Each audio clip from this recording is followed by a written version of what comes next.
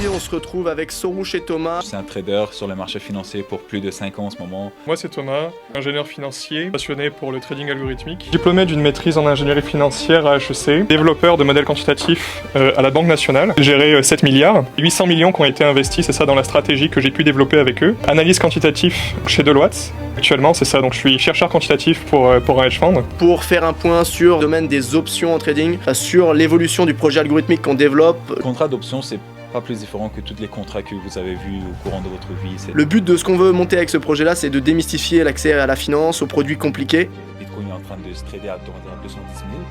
Mais le contrat qu'il a acheté à 5 000 $, en ce moment, il a gagné énormément de valeur, plus que doublé. C'est probablement rendu à 15 000 $ ou même à 20 000 $. Par exemple, profiter du fait que le prix va rester stable. Un projet plug and play 100% passif, automatique. Et que notre algorithme, donc sans aucune amélioration supplémentaire, on a raison 68% du temps, c'est quand même quelque chose de très encourageant. Exact. Sans optimisation. Sans optimisation, Sans exactement.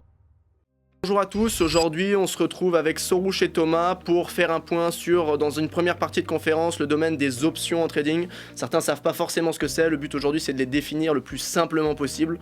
Et puis dans un deuxième temps, on va faire un petit point pour ceux qui étaient présents fin juillet sur l'évolution du projet algorithmique qu'on développe justement en partenariat avec Soroush et Thomas.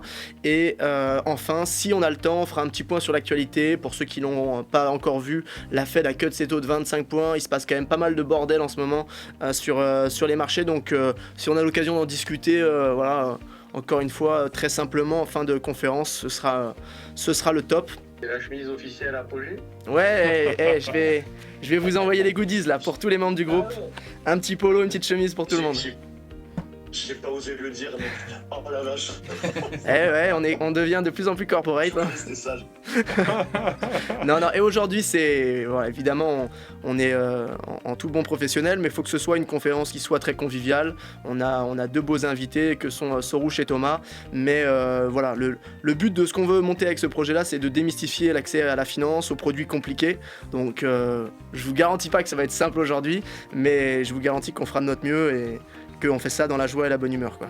Super, très simplement, moi je suis un trader sur le marché financier pour plus de 5 ans en ce moment. Toujours systématique, on utilise toujours des algorithmes supervisés, mais c'est les algorithmes qui font les achats et les ventes. Purement mathématiques, il n'y a pas d'émotion dans le jeu, on utilise seulement des données grâce à Thomas justement. C'est ça, donc moi c'est Thomas, je suis ingénieur financier de formation, puis ensuite je me suis passionné pour le trading algorithmique. Donc c'est ça, comment utiliser les maths, la finance, la programmation aussi, pour automatiser des stratégies sur les marchés financiers. Et c'est ça, vraiment utiliser les mathématiques pour tirer un avantage et faire en sorte, c'est ça, que le trading soit le plus possible automatisé pour se libérer le plus de temps et, comme a dit Soroush, ne pas mettre d'émotion dans le trading. Exact, on avait eu l'occasion d'en parler la dernière fois, les émotions, tout le monde le sait, c'est le plus dur en trading, clairement, et c'est vrai que l'algorithmie, ça change la vie. Donc du coup, on va commencer par faire un petit point sur les options. Le but, c'est que on vous présente un petit peu ce que c'est de manière la plus simpliste possible. Est-ce que juste rapidement, avec ce que j'ai partagé dans le groupe dernièrement, certains savent ou ont un a priori de ce que c'est que les options? Les options, ce sont comment dire, c'est du trading, mais avec une sorte d'assurance financière, c'est ça? Tu as une bonne partie, correct. Oui, c'est vrai que tu peux prendre l'approche en tant que l'assurance. Les options sont beaucoup plus simples qu'on pense. C'est juste un outil de prendre le risque ou de passer le risque. Première vous, je ne sais pas si vous avez commencé par les options. Soroush, je crois que tu avais commencé par le Forex de mémoire. Ça descend même plus avant que ça. J'ai commencé avec des actions très simples. Ouais, individuelles. Individuelles, des grosses caps, des large caps, des actions qui ont des centaines de millions jusqu'à milliards. Ok. Et plus élevés que ça. Ils étaient très plates, ils étaient boring. T'sais, ça monte 5%, ça tombe 10% une année, c'est tout ce qui se passe. Et puis j'ai descendu sur le cap, des mid-caps, des actions beaucoup plus petites, beaucoup plus volatiles. Et je voulais encore plus de volatilité, donc j'ai descendu encore plus bas des penny stocks. Après ça, j'ai touché tout ce qui était OTC, les CFD, donc tout ce qui est le forex, les commodités, les produits de matières premières. Et puis après ça, j'ai pas mal continué sur les options. Simplement parce que c'est des produits que je comprenais beaucoup mieux et je vois que tu as beaucoup moins de stress et les probabilités sont de ton côté. Exact. Donc je me dis, ok, parfait, je vais m'aventurer là-dedans. Ok, et toi Thomas, comment tu t'es retrouvé du coup? Est-ce que c'est Soroush qui t'a contaminé? Yes. Comment tu t'es retrouvé dans les options et... C'est ça, c'est très simple, ça met 3 ans, mon père m'a introduit aux options, c'est pas vrai. Non, c'est ça que je veux dire aussi, c'est que c'est rarement le premier marché qu'on va rencontrer. C'est ça, souvent il faut vraiment le vouloir ou en avoir entendu parler, ou vraiment comprendre qu'est-ce que ce marché peut nous apporter, vraiment pour qu'on cherche à vouloir l'exploiter. Parce que vous allez voir, c'est comme un degré de complexité supplémentaire par rapport au marché traditionnel, on va dire. Mais disons que moi, ce qui m'a passionné, c'est que on peut vraiment contrôler un peu beaucoup plus son placement que si j'étais simplement acheteur ou vendeur sur des actions traditionnelles. Donc moi, c'est plus cet aspect de contrôle du risque qui m'a vraiment invité dans ce monde-là. Exact, et on va y venir du coup, ces fameux avantages des options que vous allez présenter. Le contrat d'option, c'est pas plus différent que tous les contrats que vous avez vus au courant de votre vie. C'est des contrats d'assurance, des contrats d'achat ou vente de maison ou des contrats entre amis et famille. Et très simplement, les contrats d'option, c'est un contrat qui vous donne le droit, mais pas l'obligation, d'acheter un actif à un prix fixe. Donc, si on prend un petit exemple, par exemple, vous voulez acheter le SP500. Le SP500, on va dire, présentement, il y a un prix de 600 $ par action. Mais vous vous dites, OK, le prix, je pense qu'il va monter de 600 à 650 par exemple. Mais vous ne voulez pas risquer beaucoup de capital, vous voulez plus faire de la spéculation. Vous pouvez simplement acheter un contrat que vous payez un petit premium, on appelle ça, donc un prix fixe. Et puis, si le prix se rend de 600 $ à 650 $, mais votre rendement peut être par exemple de 10%, 15%, 20%, ou même de l'autre côté, vous pouvez diminuer l'effet. Vous pouvez faire seulement un petit gain de 0,1% ou 0,01. Donc, c'est un outil, c'est des contrats, ce que ça vous permet de vraiment augmenter votre effet de levier ou tout simplement diminuer votre risque. C'est vraiment à vous de choisir de quel côté prendre. Et c'est là qu'on voit sur le point deux types. On a le call. Call, d'habitude, c'est les gens qui pensent, ou les investisseurs qui pensent que l'action ou le prix des contrats vont augmenter. De l'autre côté, si vous êtes plus bearish, donc si vous pensez que le prix de l'actif va diminuer, vous allez tenter d'acheter ce qu'on appelle des puts. Et puis, dans le monde des options, c'est que votre risque est toujours limité d'avance. Et les acheteurs d'options, l'avantage qu'ils ont, c'est que l'argent qu'ils mettent sur le marché, c'est le plus, entre guillemets, qu'ils peuvent perdre. Donc, si vous avez 100 000 $ dans votre compte, puis vous voulez seulement risquer, par exemple, 100 $, mais vous savez que le scénario le plus pire, c'est ce que vous avez payé pour. Et de l'autre côté, si vous pensez que le marché va descendre ou augmenter, vous pouvez ajuster votre risque en fonction du prime que vous voulez mettre en jeu.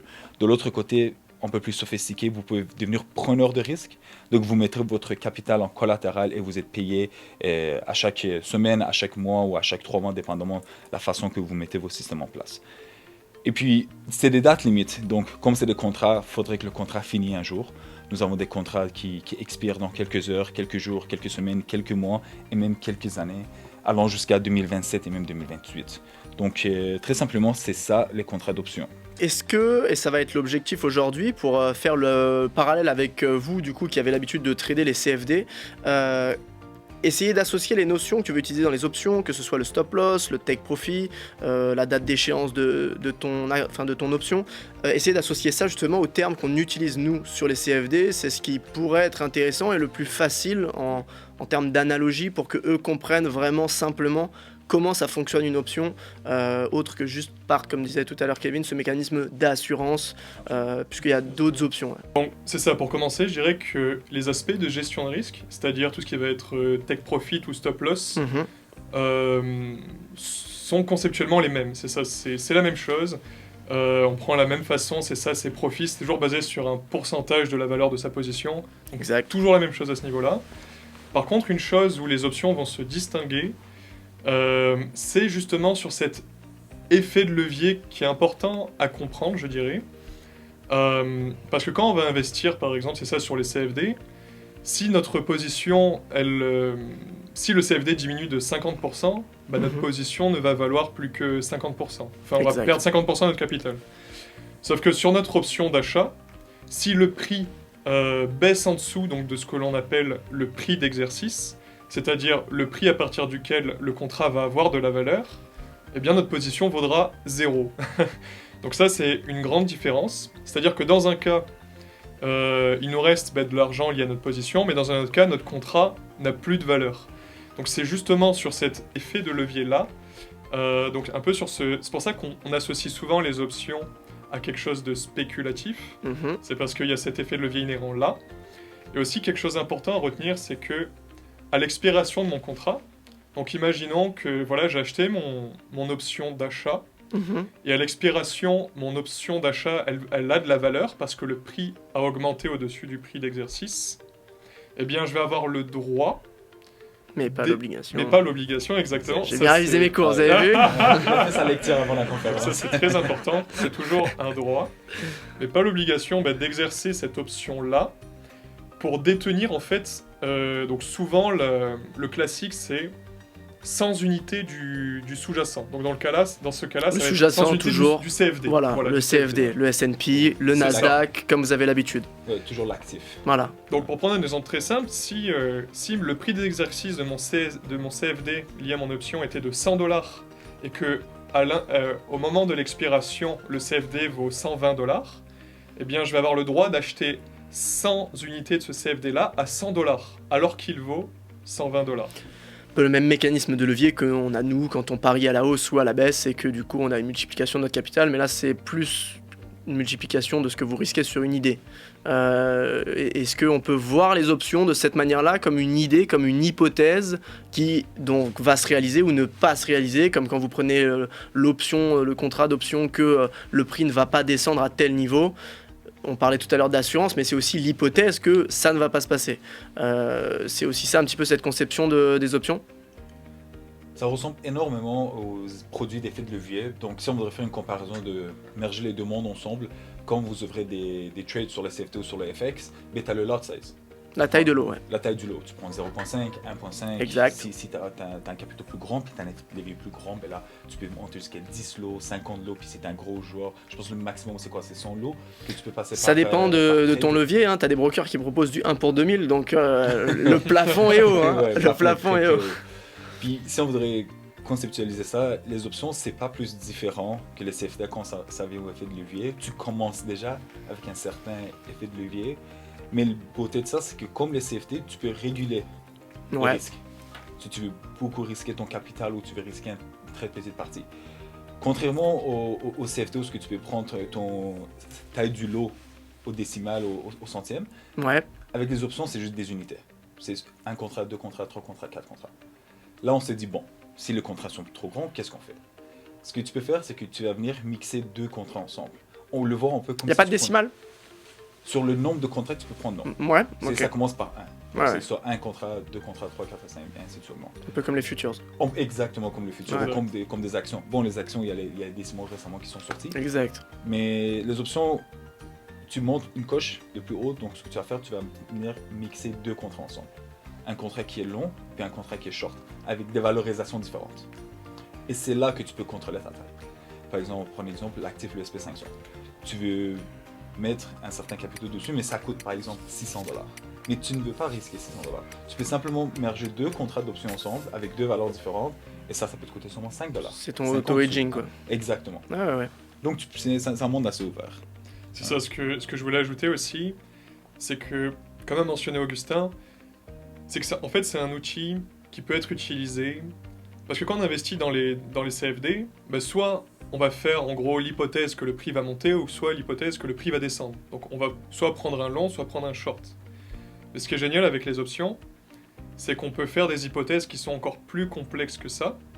On peut par exemple profiter du fait que le prix va rester stable, par exemple. Exact, c'est ce qu'on disait hier. Ouais. Et ça, c'est quand même, je pense, votre plus gros avantage avec les options, c'est que nous, on est obligé de déterminer un sens. Hein. Quand vous prenez un achat, une vente, vous devez dire que ça va monter ou descendre. Vous devez timer le moment où ça va monter et ça descendre.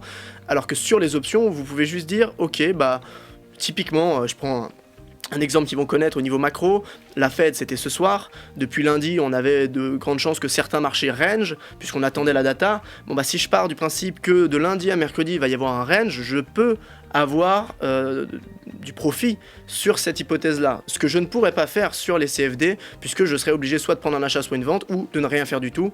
Et donc on le sait, ne pas trader c'est trader, mais vous dans votre cas, bah, ça peut être le cas de trader. Exactement. Donc ça, c'est vraiment un peu une idée révolutionnaire, que même quand un marché ne bouge pas, on peut vraiment être profitable de ce mouvement-là. Et encore plus que ça, donc pour vous donner un peu une idée des événements profitables qu'on peut exploiter sur les marchés d'options, on peut aussi par exemple faire des hypothèses que la volatilité va augmenter dans les marchés, puis on peut construire des positions d'options pour profiter de ça. Donc, et inversement, si on pense que la volatilité va diminuer dans les marchés, on peut construire des positions pour profiter de ça, etc. Donc voilà, ça vous donne un peu une sorte d'éventail de tout ce qu'il est possible de faire avec les options. On peut vraiment profiter de tous les mouvements possibles dans les marchés. Puis même, c'est ça, après là ça va aller plus loin, mais il y a des produits qui ont été créés spécialement par des banques, selon des règles très spécifiques. Bon après là c'est des options exotiques, c'est pour ceux qui voudront aller plus loin. Mais c'est ça, c'est pour vous dire qu'on peut créer n'importe quelle règle en fait avec les options. J'avais demandé en fait une sorte de mise en situation, Ouais. si c'est possible. Comme ça, au moins, on voit un petit peu comment ça marche. Donc, imaginons que par exemple, j'estime que le Bitcoin monte dans les années à venir. Imaginons. Et que je suis intéressé pour les options. Imaginons que par exemple, là, on est aux alentours de 110 000. Je pense que ça pourrait monter vers les 200 000, par exemple. Donc, combien je vais devoir mettre sur la table et à partir de quand je vais pouvoir couper. Si par exemple je dis dans 2 ans, je pense qu'on sera à 200 000. Voilà. Donc ça c'est la situation. Qu'est-ce que ça peut coûter, sur quel risque-reward je m'expose, etc. Ça c'est une très bonne question. En fait ça touche vraiment à des ça touche en fait à des concepts qu'on appelle des concepts de pricing d'options. En fait c'est une question fondamentale, c'est comment est-ce qu'on donne un prix à une option. Mais je vais faire très simple. Pour donner un prix à une option, en fait, il y a plusieurs facteurs qui rentrent en considération quand on veut donner un prix à une option. Tu as bien sûr le prix, donc là pour reprendre ton exemple, tu as le prix du Bitcoin, tu as ton prix d'exercice, parce que tu es d'accord que la valeur de ton contrat n'aura pas le même prix que si tu veux que ton option ait de la valeur quand le prix du Bitcoin dépasse 200 000, versus si le prix du Bitcoin dépasse 150 000. C'est-à-dire que tu as moins de chances de dépasser les 200 000 que de dépasser les 150 000. Donc logiquement, Oui. Voilà, donc ça fait du sens. Donc ton option, comme elle est moins probable de faire de l'argent, elle va coûter moins cher.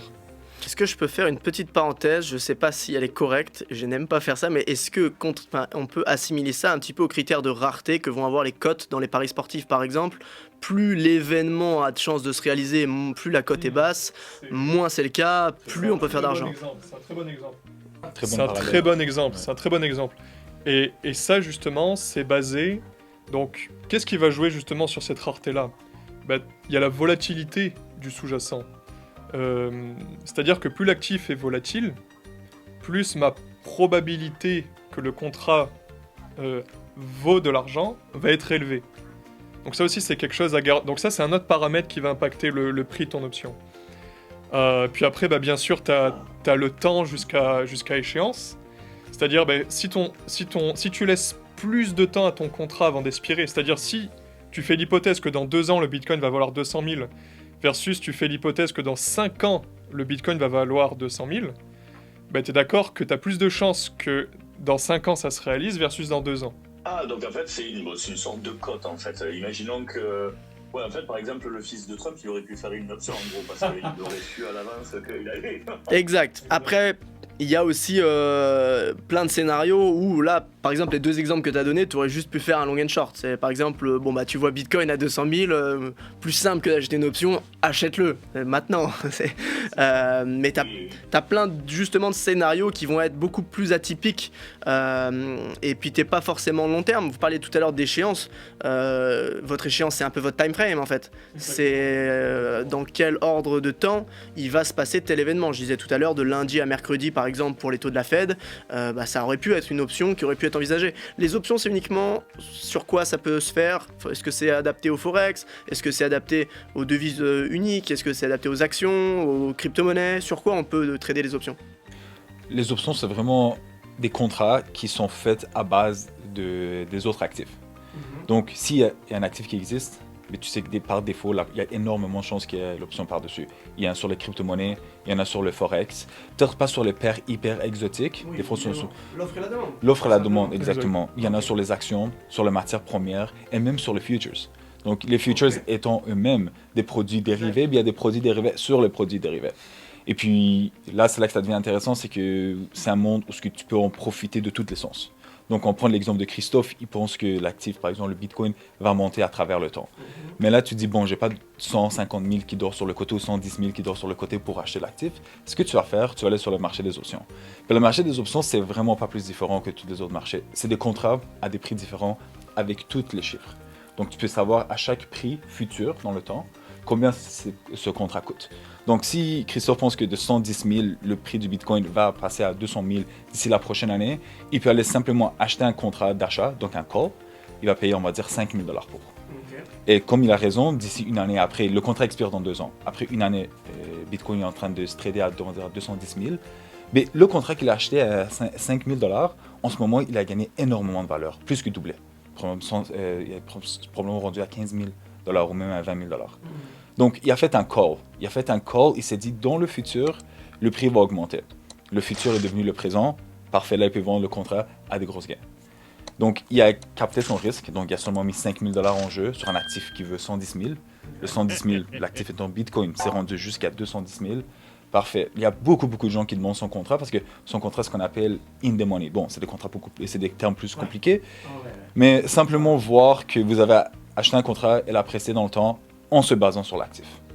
On fera peut-être une partie 2 sur ces domaines-là, si ça les intéresse. J'ai un autre slide à partager, c'est plus montrer l'ampleur et la grandeur de l'industrie. On peut voir que les options, c'est pas seulement limité, on va dire, aux traders comme Monsieur Madame Tout le Monde ou au retail. C'est vraiment les institutions qui l'utilisent pour plusieurs buts. Ils utilisent par exemple pour augmenter les rendements de leur portfolio. Ils utilisent aussi pour protéger leur portfolio. Juste faire un petit point, comment est-ce qu'on peut protéger notre propre portfolio. Imaginez que vous avez de l'or dans votre portfolio. Puis la valeur de l'or a énormément augmenté. On est rendu à combien? Un rendement de 30%, 35%, 40% une année. C'est ridicule. Et là, certaines personnes vont penser, bon, si l'or a expandu 40%, peut-être qu'il y a une certaine chance qu'il descend, quoi. Peut-être 10%, peut-être 15%. On ne sait pas si l'or va se corriger de combien de pourcentage. Donc, il y a plusieurs investisseurs qui se disent, est-ce que je débarrasse des positions d'or que j'ai, ou je short, ou est-ce que je garde un capital sur le côté pour en acheter plus? Et nous avons d'autres types d'investisseurs qui se disent, je vais aller sur le marché des options. Je vais garder l'or que j'ai, mais je vais aller acheter des contrats, appelons des contrats put, que si la valeur de l'or tombe, ça va protéger mon portefeuille. Donc, c'est l'inverse. Ils vont payer, par exemple, 1 000 $ pour un contrat. La valeur de l'or tombe 10%. Leurs contrats qui ont payé 1 000 $, maintenant, ils ont profit de 6 000, 7 000, 10 000 $. Donc, c'est venu compenser pour les actifs qu'ils possèdent exactement. Le mécanisme de hedging, ça je pense que vous l'avez compris, comment ça fonctionne. Vous êtes en achat sur une paire de devises, vous savez qu'il va se passer quelque chose, vous voulez éviter le spike sur le marché, vous couvrez en inversant le processus. Ça je pense qu'ils connaissent, ils ont des formations dessus. Donc la volatilité, enfin la demande sur les options, sur quelle quand même classe d'actifs elle est la plus liquide? Est-ce que je sais que vous travaillez beaucoup, vous, sur les actions individuelles. Est-ce que c'est là où il y a le plus de demandes? Est-ce qu'il y a d'autres domaines? On parlait de la crypto-monnaie. Comment ça fonctionne? Je dirais que là où la liquidité est la plus présente sur les options, c'est sur les indices. Ok. Par exemple, ça va être le SPX ou le SPY. Donc le SPY, tout simplement, qui se trade à 1/10 du SPX. Donc ça, c'est pour que des investisseurs plus comme toi et moi, plus puissants, ou plus des retail, c'est ça. Exact. Peuvent y accéder. Y accéder, exactement. Les options les plus liquides sur les indices sont sur les indices. Puis après, c'est ça, sur les... Je pense que ça ressemble déjà un peu à plus un actif va être liquide, plus son marché d'options a de chances d'être liquide aussi. Donc ça va de pair. Voilà, et on sait tous que Nasdaq et S&P sont très volatiles en ce moment. Vers la hausse, volatile vers la hausse. Les portefeuilles passifs cette année, c'est la folie. Si tu as un bon petit portfolio sur la crypto-monnaie, l'or et les indices, là, normalement... Ça se passe bien. Exact. Il faut bien manager ses portefeuilles parce que les phases d'euphorie sont jamais infinies. Il y a un moment où les marchés se retournent et puis il y a des opportunités encore plus intéressantes à prendre. Mais ouais, effectivement, ça se passe plutôt bien. Est-ce qu'il y a des questions sur le domaine des options? Si j'ai bien compris, pour les options, en fait, tu prends un contrat. Tu as une commission, tu la payes. Si ton contrat il part dans ton sens, que tu as choisi l'école et que effectivement tu arrives au montant que tu as défini, toi tu achètes, c'est ça? Je pense que tu as très bien aussi rassemblé les idées principales de comment en fait comment ça fonctionne un contrat d'option. Là, ce que tu as sous les yeux, c'est un diagramme de payoff de l'option. C'est-à-dire, donc là, tu peux voir en bas, tu as les prix. Donc par exemple, imagine, ça c'est ton SPX. Donc là, tu peux voir que, imaginons que aujourd'hui ton SPX il se trade à, je sais pas, il se trade à 6800. Bah toi, c'est ça, tu vas faire l'hypothèse que le SPX dans un mois, bah, il va passer au-dessus des 7000. Donc si le prix du SPX va venir dépasser 7000, bah, c'est à partir de là que tu vas pouvoir bah, justement profiter de l'effet de levier dans lequel tu t'es engagé. Donc si ton SPX par exemple il trade à, on va dire, je sais pas, 7200 à l'échéance, et que toi, ton prix d'exercice était à 6800 on va dire, bah justement, tu vas pouvoir acheter 100 unités du SPX à la valeur de 6850 alors qu'il vaut aujourd'hui 7200. Donc tu as ce droit-là. Et mais donc, personne ne va t'obliger. C'est ça. Donc, mais tu as tout intérêt à exercer ton droit parce que bah, ton contrat il vaut beaucoup d'argent, tout simplement. Ah oui, voilà, d'accord. Donc en gros, vous prenez une hypothèse. Si elle se réalise, tant qu'elle se réalise pas, c'est la phase de drawdown. Et quand elle se réalise, dans ce scénario-là, c'est là où tu peux multiplier les gains encore plus rapidement que juste si tu étais en long, par exemple. Exactement. Mais si par exemple, En achat. Si par exemple ton SPX un mois plus tard il termine en dessous ton prix d'exercice, bah là tu vas même pas exercer ton option vu qu'elle vaut plus rien. Donc tu vas même pas prendre la peine de l'exercer, tu vas juste la laisser expirer et tu la jettes à la poubelle. Pas d'intérêt. C'est ça. Ouais, en gros, c'est une perte. Hein. On commence direct sur une perte, en fait. Là, on est à 12 420. Et en fait, peu importe le prix, tant qu'on n'atteint pas les 6 994, 6 094, on est à break-even. Et c'est après qu'on commence à être en profit. C'est exactement ça. Votre stratégie sur ce type d'option, comment vous réfléchissez par rapport à ça? Donc nous c'est ça, nous tout ce qu'on veut c'est qu'on améliore la probabilité d'avoir raison avec d'autres informations, puis je pense qu'après on pourrait introduire un peu la stratégie. J'y viens justement, donc je pense qu'on a fait un bon point sur les options. Le but c'est pas de vous bourrer d'informations, on aura l'occasion d'y revenir. Thomas et Sorouche auront l'occasion de revenir, intervenir justement pour vous en parler avec plaisir. Et justement la transition et la deuxième partie de cette conférence, c'était de faire un point sur l'évolution de la stratégie qu'on développe ensemble, justement sur le domaine des options. C'est pour ça qu'aujourd'hui on introduisait ce domaine-là. Et puis je vais vous laisser introduire l'avancement du projet, où est-ce qu'on en est, quels sont les premiers résultats, etc. Je vous laisse la main. Oui, donc on est en train de développer des stratégies quand même assez intéressantes avec les options éléments des équités et des CFD. Donc c'est prendre encore une fois les mêmes idées parce que bon, les marchés ont tendance à augmenter, à descendre, mais l'importance pour nous, ce n'est pas de prédire un marché où ce qui monte ou il descend, mais plutôt d'utiliser l'information qui est derrière ces changements, ces augmentations, ces descentes. Parce qu'à la fin de la journée, il ne faut pas oublier que si le prix monte, ça veut dire qu'il y a des gens qui ont acheté. Si le prix descend, c'est parce qu'il y a beaucoup de gens qui ont vendu. Ou beaucoup de gens étant des institutions, des traders, d'autres, on appelle ça des high frequency traders, donc d'autres algorithmes sur le marché qui transigent des centaines de millions de dollars par seconde. Donc, c'est toutes ces informations qui sont toutes en numérique. Donc, ce n'est pas l'information qu'on voit à l'œil nu, mais plutôt des fois, on peut le voir sur des graphiques level 2, level 3, qu'on appelle ça. C'est des barres, c'est beaucoup de chiffres et ainsi. Ben, on va prendre toutes ces données-là, on va essayer de comprendre qu'est-ce qui se passe. Qu'est-ce qui se passe sur ce champ de bataille? C'est qui achète, c'est qui vend? Et puis, avec les contrats d'option, on va pouvoir savoir de quel côté il y a plus d'acheteurs, de quel côté il y a plus de vendeurs. Et ainsi, on prend avantage avec les options. Des termes vraiment simples.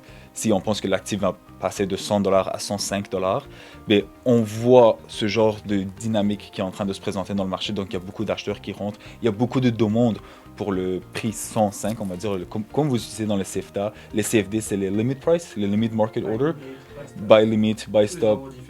Exactement. Puis, du prix de $100 allant jusqu'à $150, si on prend ce range, il y a plusieurs demandes. Il y a des gens qui sont intéressés à acheter à $105, d'autres gens qui sont intéressés à acheter à $103, d'autres à $100, d'autres à 99 et ainsi. Donc, on prend toutes ces informations, on arrive à comprendre, bon, le prix, dans quel coin il va se diriger grâce à ces informations. Et puis Thomas, il pourra aller vraiment plus dans le détail, mais c'est des contrats d'options qu'on va utiliser justement pour protéger notre risque. On peut, comme si on achetait des contrats spéculatifs, donc on peut seulement perdre ce qu'on a mis en jeu. Et puis, si ça apprécie, ben, ça apprécie exponentiellement. C'est pas vraiment linéaire, c'est plus exponentiel. Donc, ton gain de 1$ ne devient pas 2$, ça peut devenir 1 à 10$, 15$, 30$, ainsi. Et la question, la fameuse question, c'est comment on automatise tout ça, comment on fait en sorte que il n'ait pas les mains à mettre dans justement ce genre de stratégie, parce que là, sinon, vous allez les perdre. Comment on transforme ça en un projet plug-and-play 100% passif, automatique. Et donc, Ok. sans repartir dans tous les détails, puisqu'ils ont déjà participé à la conférence fin juillet avec Yes, bien tous sûr. tes steps d'évolution, là où est-ce qu'aujourd'hui on en est, à quoi ça ressemble. Ça, est-ce que tu voulais plus que je rentre dans comment est-ce qu'on va mettre la stratégie en ligne ou comment est-ce qu'elle va être distribuée? Plutôt, où est-ce que tu en es du développement, Ok. hein, typiquement les steps qu'on a vus entre nous, les Ok. mythes qu'on fait chaque semaine, voilà, Ok, faire un bref d'accord. résumé de Ok, tout ça. Je dirais que tout projet commence avec de la donnée. Donc le but c'était d'obtenir vraiment de la donnée de grande qualité. Puis quelque chose aussi qu'on a peut-être du mal à réaliser quand on s'attaque au marché des options, c'est que sur un CFD par exemple, le prix il va être unique Mhm. à un instant T. Par exemple, là à 15h, le prix d'un CFD, il va être à 15$ par exemple. Mais pour des options, c'est-à-dire que pour un prix du CFD, on va avoir par exemple 1000 contrats d'options, avec chacun des prix différents. Et pourquoi il y a autant de contrats d'options pour un seul prix? Parce que justement, on peut venir jouer avec la maturité du contrat, on peut venir jouer avec son prix d'exercice. Donc ça, c'est deux paramètres qui font en sorte que pour un seul CFD, on peut avoir des milliers de contrats d'options. Donc voilà, donc on commence par la donnée, puis de la donnée qui est massive, de la donnée qui est de qualité aussi, qu'on est vraiment allé chercher chez des acteurs institutionnels.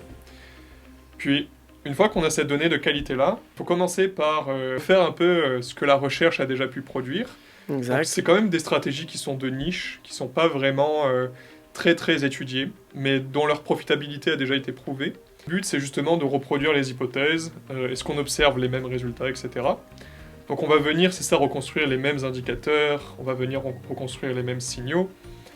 Puis une fois que ça c'est fait, on va chercher à mettre la stratégie donc en backtesting. Ok. C'est-à-dire qu'on va venir créer en fait des règles de trading et voir si dans le passé, si j'avais suivi ma recette de cuisine, donc qui est définie par mes règles de trading dans ma stratégie, est-ce que j'aurais été profitable? Puis c'est ça, donc là il y a plein de manières de voir si notre stratégie aurait fonctionné ou pas. Et enfin, une fois qu'on a la preuve que notre stratégie elle est robuste, que c'est pas juste de la chance, qu'on a vraiment exploité de l'information, qui nous apporte un véritable avantage, là on va chercher à mettre la stratégie en production. On peut choisir notre broker préféré, donc un broker très célèbre, Interactive Broker. Ouais, par exemple, et donc plateforme que tu développes aussi avec QuantConnect, c'est ça? Exactement. Donc QuantConnect, c'est tout simplement une plateforme où le backtesting va avoir lieu sur le cloud. Donc ça, c'est très puissant, parce que c'est très facile pour collaborer avec d'autres personnes. C'est-à-dire, moi, j'ai développé mon algorithme sur le cloud, et l'autre personne a juste besoin d'avoir un accès pour continuer les tests, ou lui-même continuer à développer, etc. Ensuite, donc QuantConnect va se brancher à un broker. Donc les signaux de trading vont être émis de QuantConnect, mais les ordres vont être passés par le broker. tout Exact. simplement. Bon, après, je pense qu'on n'est pas obligé de rentrer dans le Ouais, détail le logistique, logistique, vous embêtez c'est pas. Mais voilà, au niveau des premiers résultats, tu me disais que l'hypothèse que vous aviez testée, je ne me rappelle plus du chiffre exact Oui. de win rate, Ouais, mais ça- on était ça, sur je peux en parler, des... bien sûr. Exact, on était sur des beaux chiffres aussi. C'est ça, donc juste pour rappel, notre stratégie en gros, son but, c'est d'essayer de trouver où est-ce que le prix va terminer à la fin de la journée en gros. Donc, Exact. trouver un Donc peu déjà, on des- est sur une stratégie intraday. On est sur une stratégie intraday, Voilà. exactement. Ouais. Et nous, on veut trouver dans quelle zone le prix va terminer à la fin de la journée. Donc nous, on doit décider au début de la journée dans range. quelle zone le prix va terminer. Exact. Puis nous, ce qu'on a vu, c'est que notre algorithme, donc sans aucune amélioration supplémentaire, c'est-à-dire de base, on a raison 68% du temps Exact. sur la zone dans laquelle le prix va terminer à la fin de la journée. Donc c'est quand même quelque chose de très encourageant. Exact. Sans C'est- optimisation. Sans optimisation, Sans exactement. optimisation, cru comme Là, ça. c'est comme votre backtest cru, vous avez testé la stratégie Exact. et ça vous donne ce win rate là. Exact. Ok. Donc voilà, c'est extrêmement encourageant pour continuer les recherches. Exact, c'est super, ça avance très bien. Nous, de toute façon, on fait des petits meets chaque semaine pour faire le point et faire en sorte que ce soit prêt le plus tôt possible, mais en même temps en étant le plus qualitatif possible. Hein. Ça sert à rien de se précipiter, de lancer quelque chose qui roule et qui au final n'est pas robuste. La question de transition sur l'actualité. Petite blague de Jérémy qui dit qu'il a le même read rate avec ses stop loss. Question aussi de Maïtena tout à l'heure qui demandait où est-ce qu'on achète des options. Sur quel marché? Parce que nous on connaît les brokers classiques sur lesquels on achète du CFD, des futures, mais où est-ce qu'on achète des options? Comment ça se reflète? Comment ça fonctionne? Il y a quelques quand même courtiers de haute qualité, parce qu'on peut transiger des options, comme Interactive Broker. On a Questrade, il y a Wealthsimple. Un peu plus tard, dans les quelques minutes qui arrivent, on va parler stratégie qu'on utilise et qu'on a littéralement tout ce qu'on a comme nous, actifs personnellement, investi dans ce genre de projet sur le marché. Comment est-ce que nous-mêmes, on traite des options. Puis aux États-Unis, c'est le paradis. T'as tellement de brokers hyper qualifiés, hyper régulés. T'as Charles Schwab, t'as E-Trade, t'as Alpaca, t'as IG Group, t'as Interactive Broker aussi. La liste est quand même assez longue. Puis des prix bas. Les gens pensent que bon, échanger des contrats d'options, ça peut coûter cher. On parle de 90 sous jusqu'à 0. Robinhood, par exemple, le fameux broker aux États-Unis, Robinhood, qui justement avec GameStop et toutes les histoires qu'il y a eu, mais justement, c'était des contrats d'options que des retail traders, ils se sont dit, bon, on va acheter des calls, puis le prix a tellement augmenté que le gars qui a mis $1000 ou $100 est en train de retourner chez lui avec 100 000, 150 000 de gains.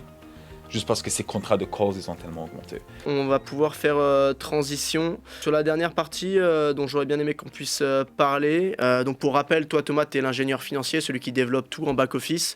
Sorouche, tu es plus l'exécutant qui est sur le marché live. Donc quel impact pour vous personnellement va avoir la macro? Est-ce que c'est plus Sorouche qui la suit habituellement? Est-ce que Thomas, tu es obligé quand même de rester connecté à tout ça? Est-ce que dans une stratégie comme celle que vous développez, la macro a son importance? Voilà, ça dépend, tu l'avais dit la dernière fois, du degré de sensibilité de la stratégie. Comment ça fonctionne? C'est quoi votre approche par rapport à ça? Et puis on aura l'occasion de parler un peu de ce qui se passe en ce moment sur les marchés. C'est un peu drôle à dire, mais le macro, je le vois après que le prix a bougé. Je me suis dit, pourquoi, qu'est-ce qui se passe? Pourquoi est-ce que le prix a autant descendu? Ok, là, c'est les taux d'intérêt qui a sorti.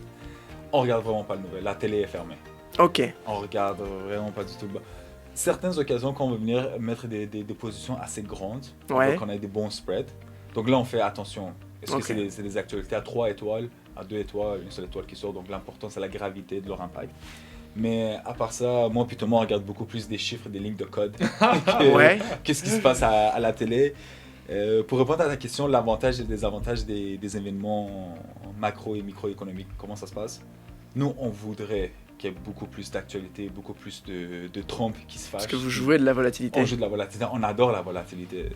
Parce que nous, que le marché monte ou qu'il descend, c'est pas si important pour Nous aussi on adore, mais quand on est dans le bon sens.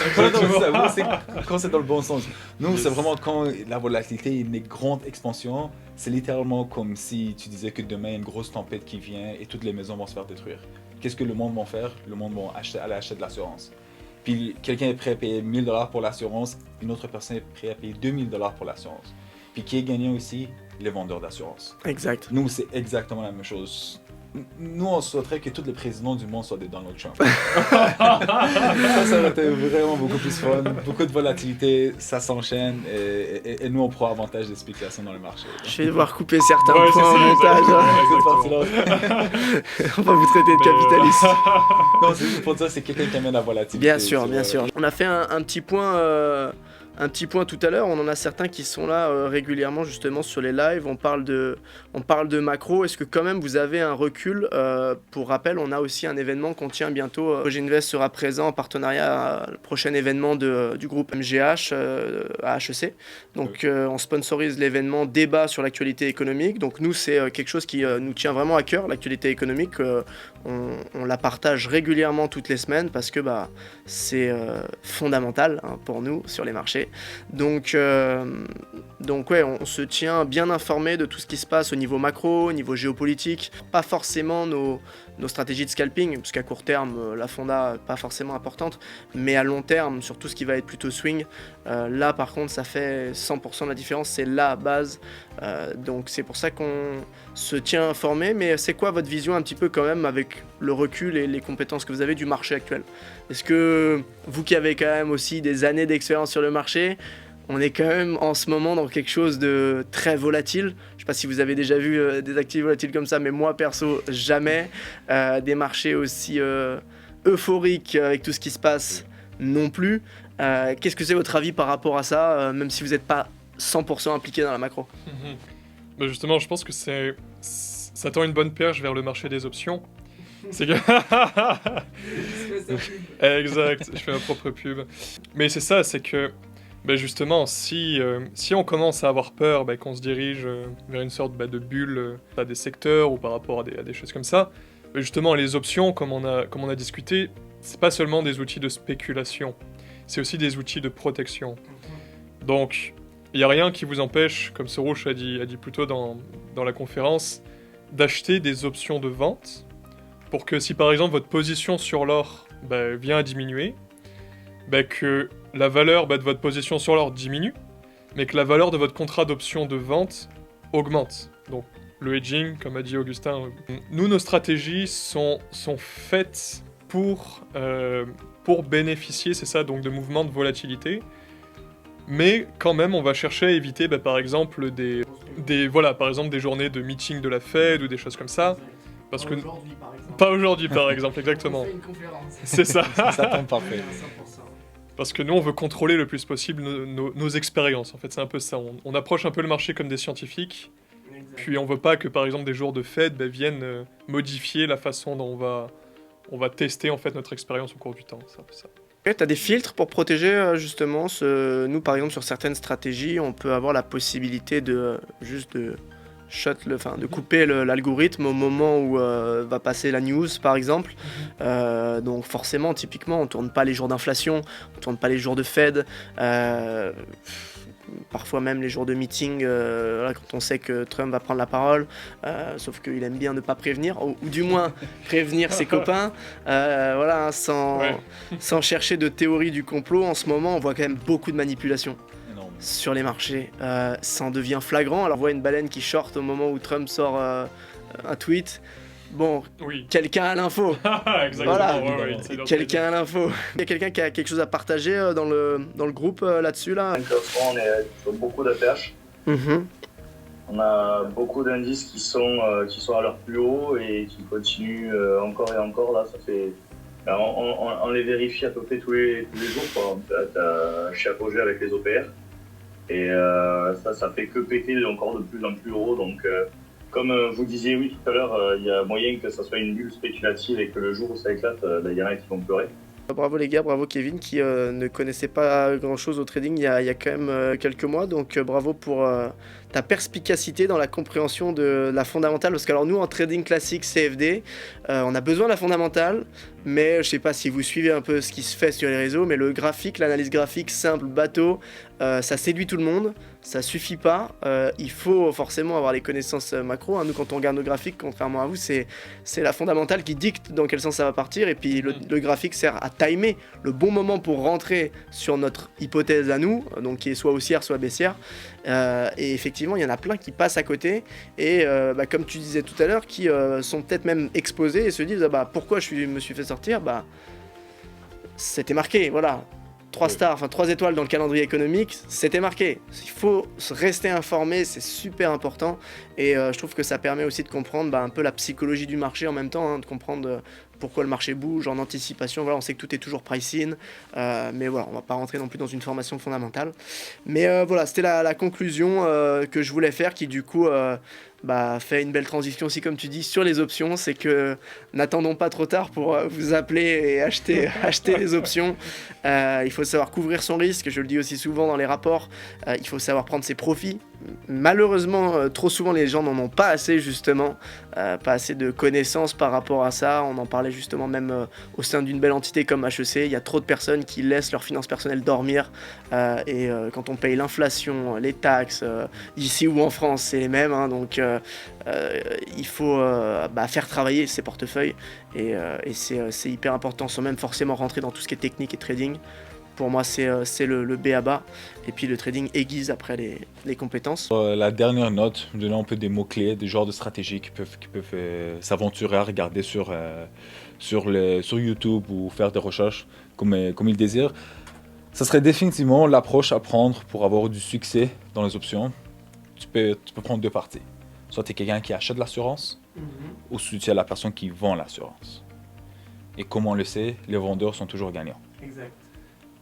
Sur le long terme. Bien sûr, sur le court terme, des fois les spéculateurs qui achètent ces assurances peuvent être profitables.